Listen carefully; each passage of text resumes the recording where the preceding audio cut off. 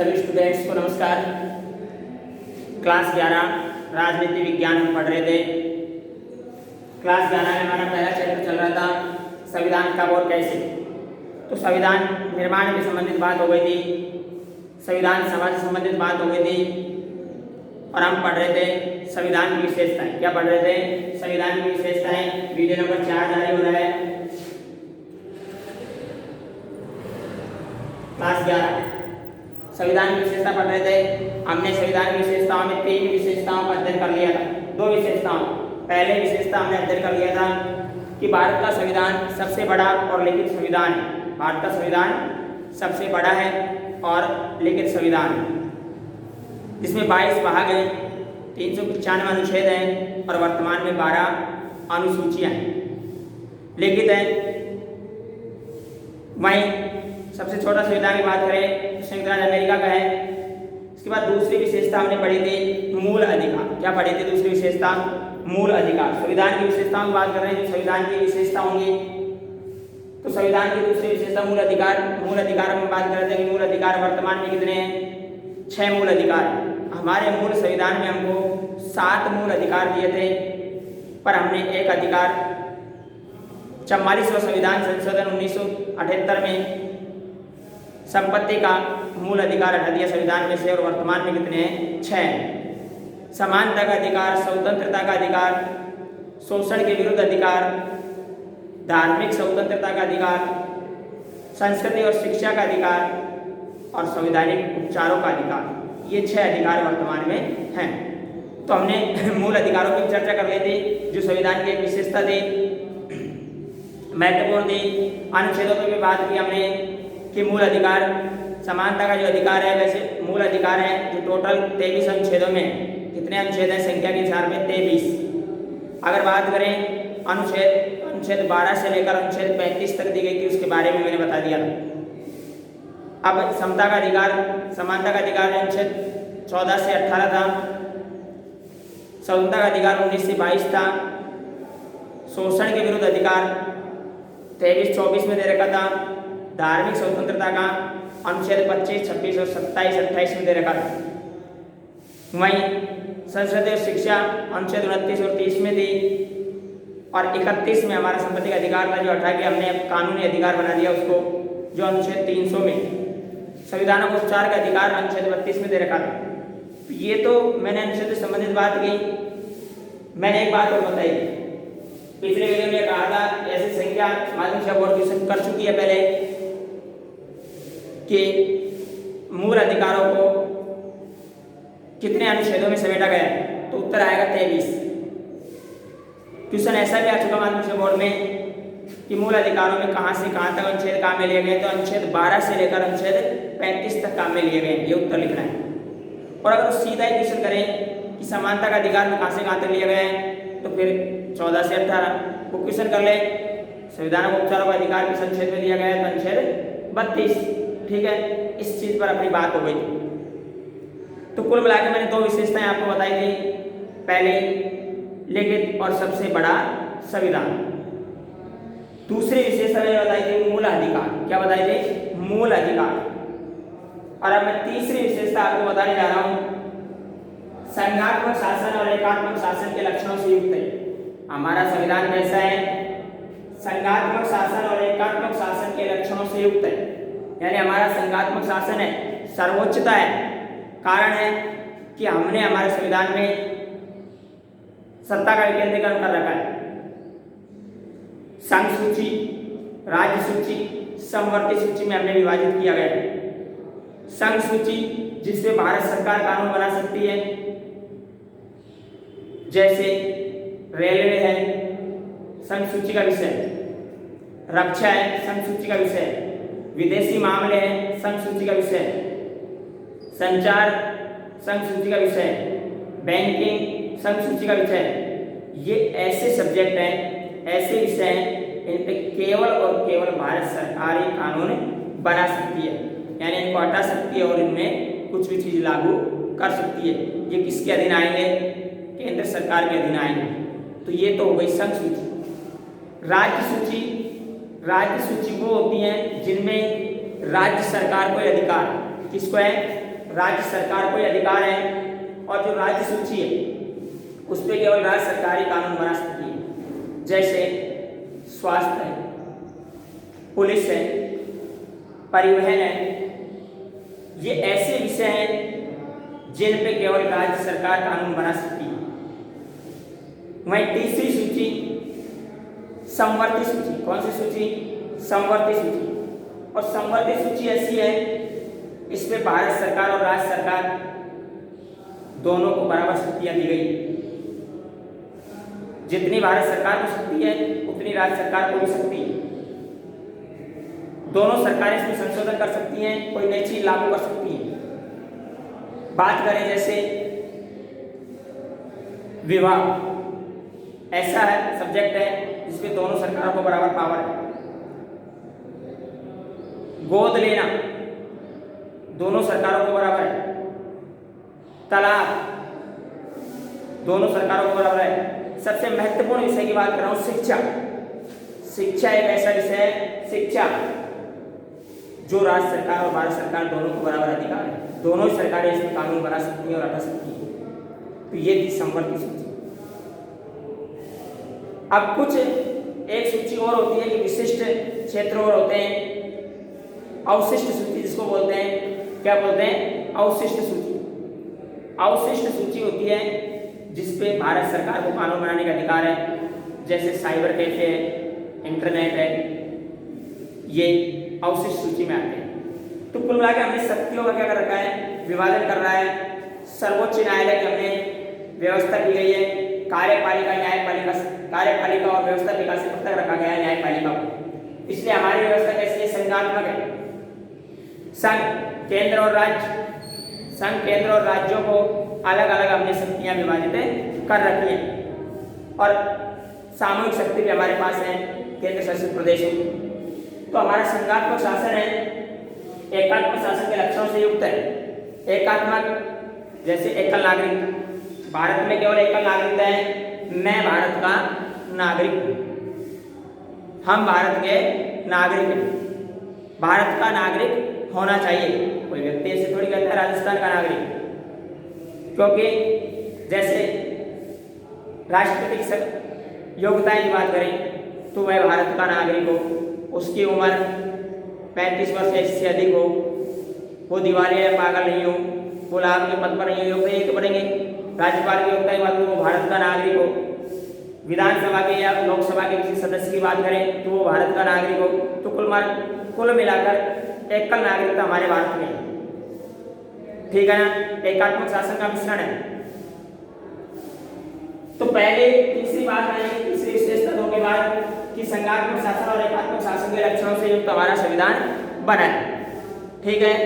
अगली विशेषता, चौथी विशेषता, संघात्मक तथा गणतंत्रात्मक। संघात्मक, संसदात्मक, संसदीय व्यवस्था है हमारे यहाँ। कैसी व्यवस्था है? संसदीय व्यवस्था है। और संसद में कितने अंग हैं? 3 अंग, राष्ट्रपति, लोकसभा और राज्यसभा। तो हमारी संसदीय व्यवस्था है। कैसी है? संसदीय व्यवस्था कि हमारे निर्वाचन के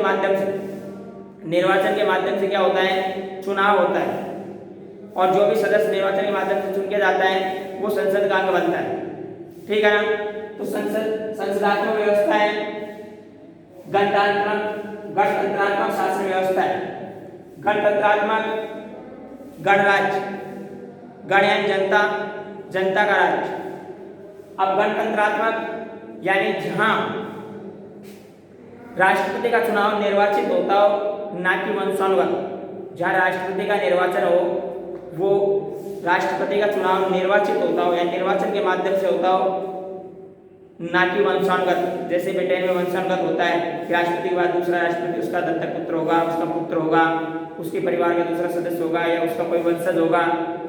ऐसे वंशानुगत नहीं, राष्ट्रपति का निर्वाचन होता हो, राष्ट्रपति का चुनाव निर्वाचन होता हो, वोट के माध्यम से होता हो, निर्वाचित प्रणाली को क्या कहेंगे? गणतंत्रात्मक कहेंगे। और भारत क्या है? गणतंत्रात्मक है। यह निर्वाचन होता है राष्ट्रपति का।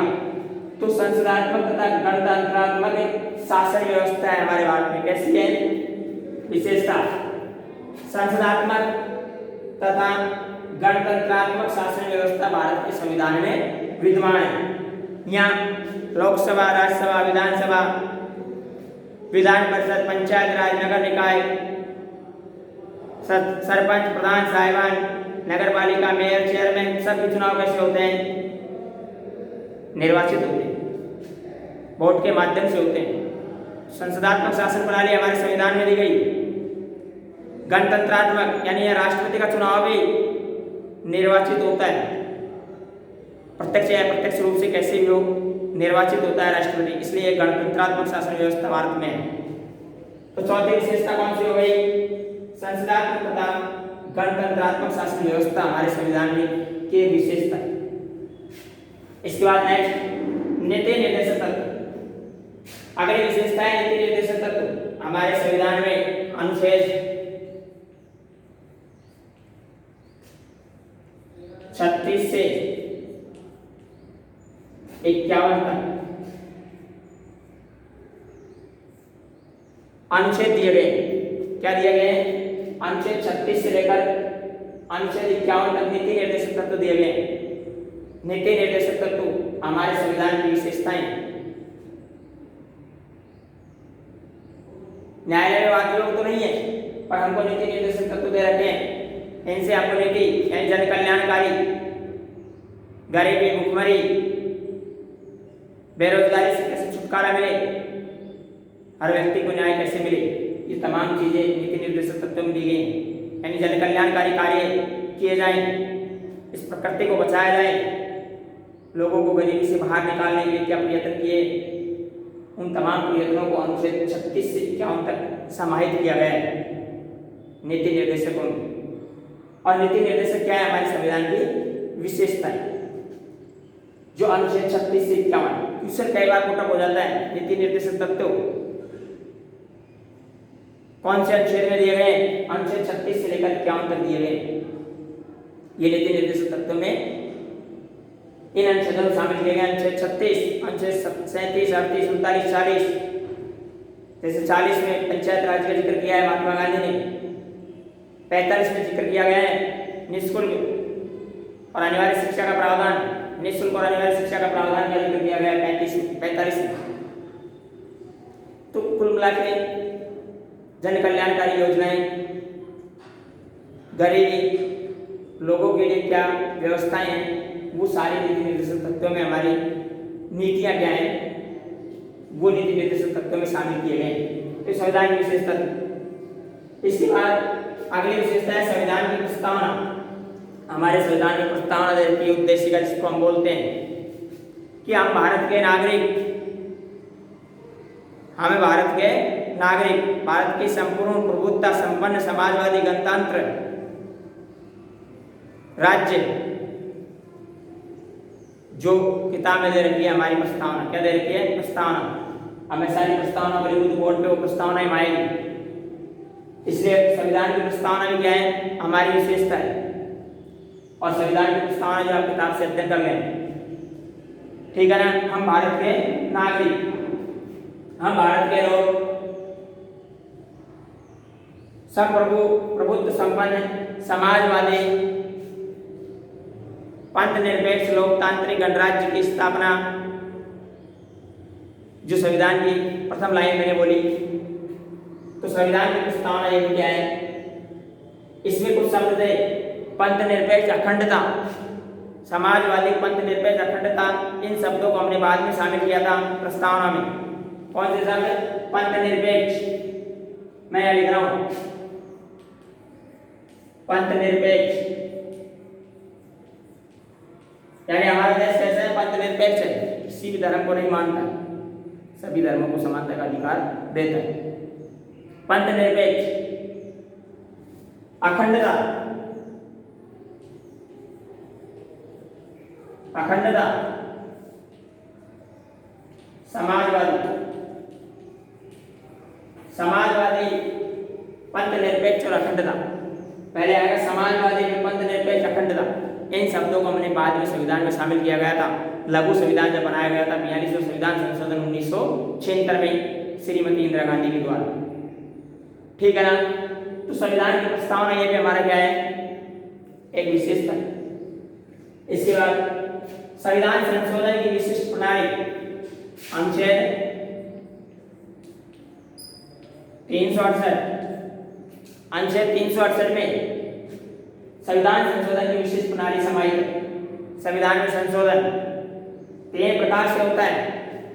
साधारण संशोधन, एक होता है विशिष्ट संशोधन और एक होता है 2/3 बहुमत से और राज्यों के साथ संशोधन।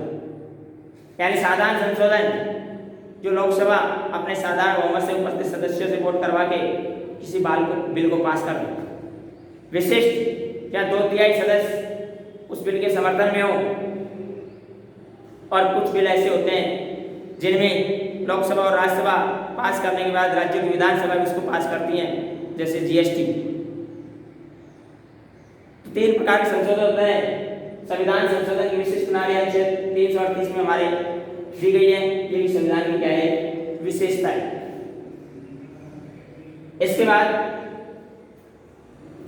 वयस्क मत अधिकार, वयस्क मत अधिकार।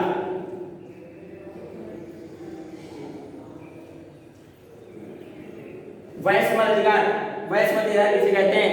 18 वर्ष, 18 वर्ष या इससे अधिक का व्यक्ति जिसको वोट देने का अधिकार है हमारे भारत के अंदर। 18 वर्ष या इससे अधिक का व्यक्ति जो वोट मतदान करने का अधिकार रखता है वो वयस्क कहलाता है। क्या कहलाता है? वयस्क कहलाता है। इसे कहते हैं वयस्क मत अधिकार। ये भी क्या है? संविधान की विशेषता है।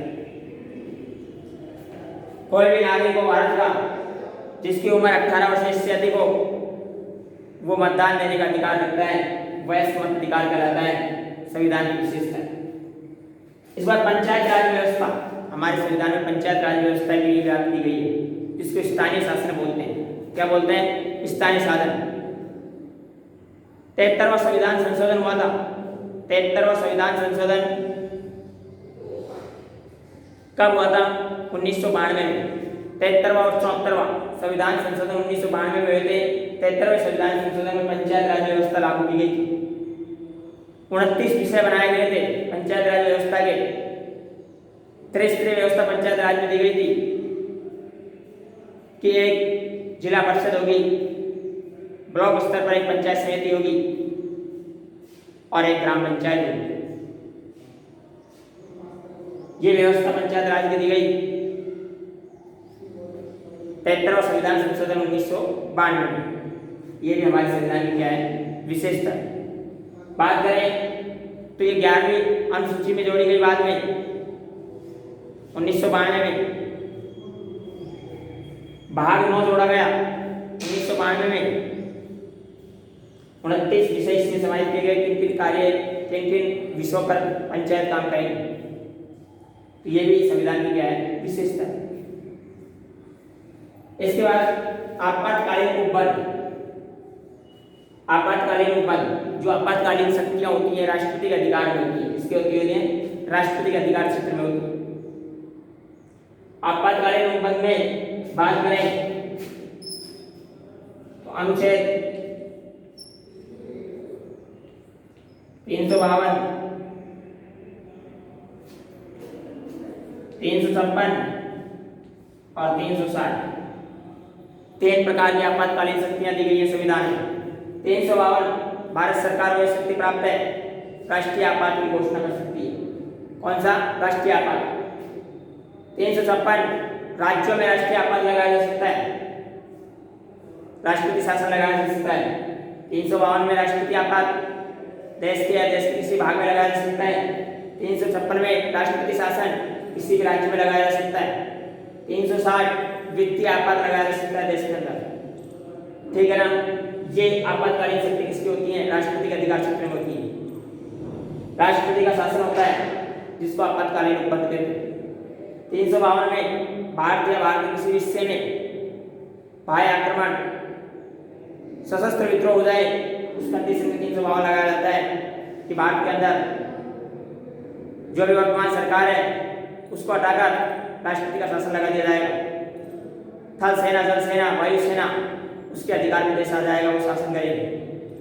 राष्ट्रपति का शासन कहलाएगा क्योंकि राष्ट्रपति तीनों सेनाओं का सेनापति होता है और जब राष्ट्रपति का शासन है तीनों सेनाएं राज करेंगी। 356 किसी भी राज्य की संवैधानिक तंत्र विफल हो जाए वहाँ का मुख्यमंत्री कार्य नहीं कर पाए, उस कंडीशन में किसी भी राज्य में राष्ट्रपति शासन लगा दिया जाता है 356 के तहत। और राष्ट्रपति के आदेश अनुसार राज्यपाल वहाँ एजेंट के रूप में कार्य करता है। इस प्रकार 360 ये वित्तीय आपात होता है जब आर्थिक संकट हो देश पे, धन की कमी हो, पैसे की किल्लत हो जाए देश के अंदर, कंडीशन जब पैदा हो जाती है वित्तीय आपात होता है, राष्ट्रपति शासन करता है वित्तीय आपात के तहत। ये कभी देश में नहीं लगा है, ये देश के अनेक राज्यों में लगता रहता है। 130 से अधिक राज्यों में अब तक लग चुका है 356। सबसे पहले बात करें 356 किस राज्य में लगाया गया, तो पंजाब में लगाया गया 1951 में। किस राज्य में लगाया गया, पंजाब में लगाया गया 1951 में। अनुच्छेद 352 देश में अब तक 3 बार लगा है।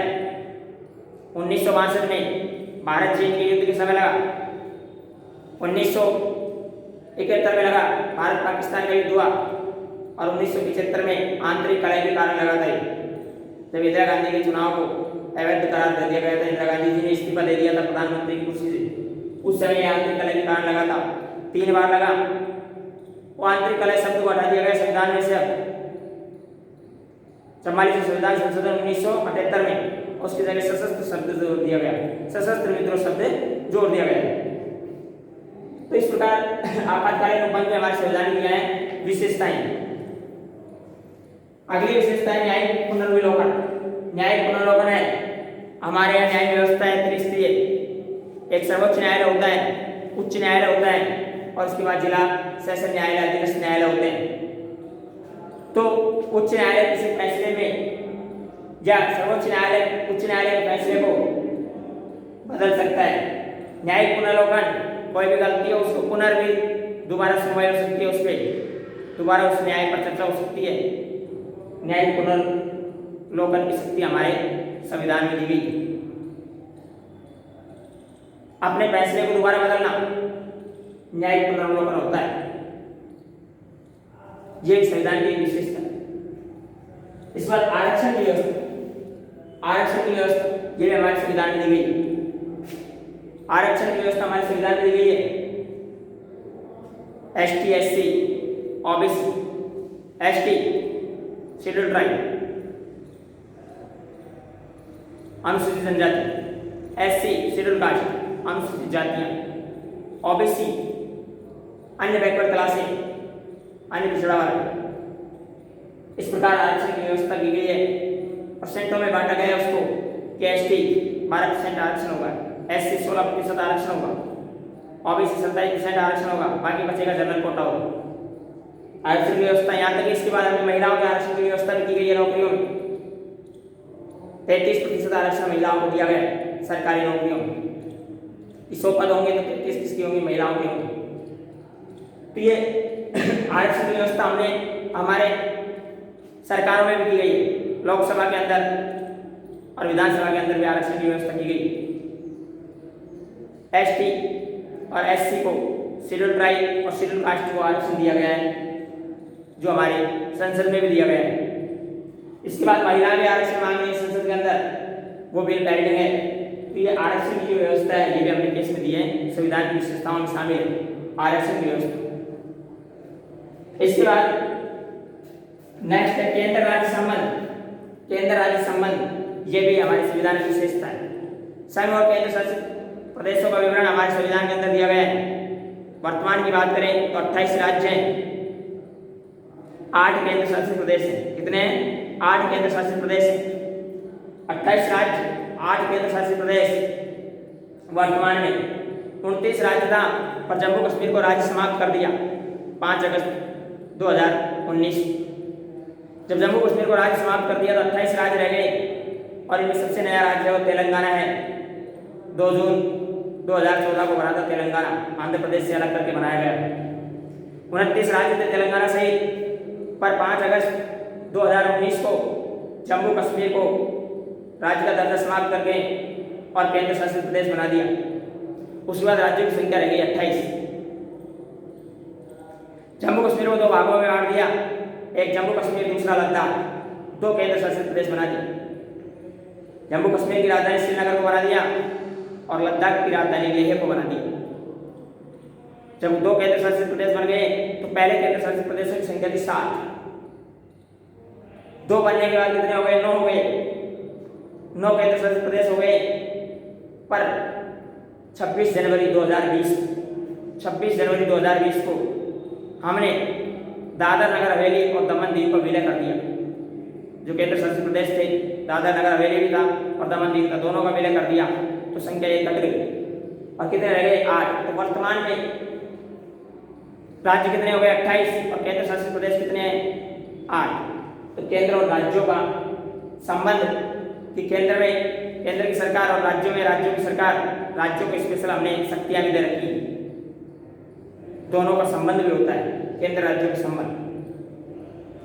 पंथ निरपेक्षता, ये भी संविधान की विशेषता है, बाद में जोड़ी हुई कि हमारा देश पंथ निरपेक्ष है, किसी पंथ को नहीं मानता, सभी धर्मों को समानता के अधिकार से देखता है। पंथ निरपेक्ष है तो ये धर्म निरपेक्ष है, तो हमारा देश कैसे है? धर्म निरपेक्ष, सबको समानता के अधिकार से देखता है। आगे बात करें पंथ निरपेक्ष के बाद में, तो अखंडता, अखंड है हमारा भारत। ये भी हमने 42 संविधान संशोधन में 3 शब्द जोड़े गए। इस प्रकार इन तमाम शक्तियों पे मैंने बात की, आपको शक्तियों को समझाया। लिखा मैं नहीं सकता था, ये बहुत टिपिकल थे, आगे पाठ्य पढ़ेंगे उनमें लिखते चले जाएंगे क्योंकि बहुत ज़्यादा समय लग रहा था पहले चैप्टर में। इसलिए मैंने संविधान की विशेषताओं को आपको कंप्लीट बता दिया। पहली विशेषता से लेकर और हमने 15 विशेषताओं तक बात की। और भी विशेषताएं हैं, काफी विशेषताओं का मैंने मिश्रण भी इसमें कर दिया है। ये पहले चैप्टर से आपकी मजबूत तैयारी पहले चैप्टर में होनी चाहिए ताकि आने वाले चैप्टर में समस्या नहीं हो। एक बार बोलता हूं आप,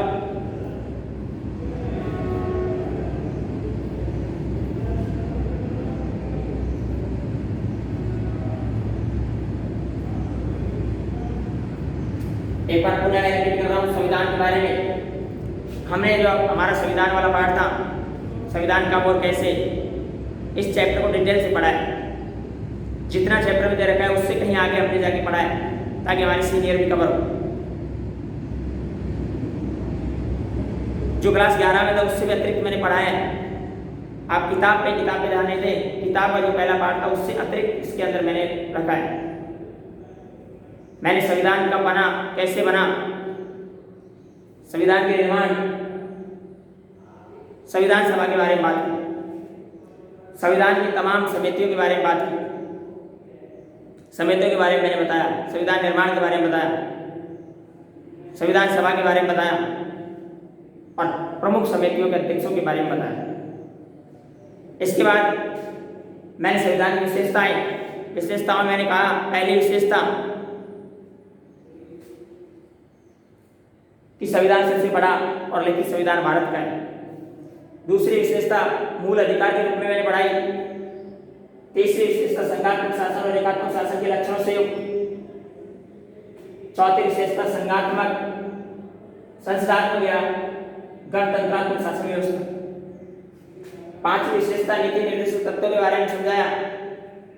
छठी विशेषता संविधान की प्रस्तावना।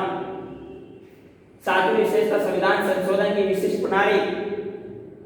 आठवीं विशेषता वयस्क मताधिकार। नवी विशेषता पंचायत राज व्यवस्था।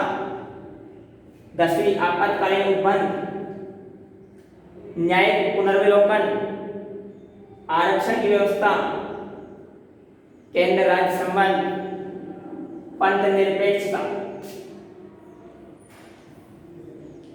इन सभी विशेषताओं पर अपनी चर्चा की। पार्ट से कहीं आगे जाकर हमने चर्चा करने की कोशिश की ताकि आने वाले चैप्टरों में कोई समस्या नहीं हो। इसी के साथ हमारा पहला जो चैप्टर था संविधान का वो कैसे, वो चैप्टर आपका समाप्त होता है। नए चैप्टर के साथ नई क्लास में फिर हाजिर होंगे। तब तक के लिए धन्यवाद।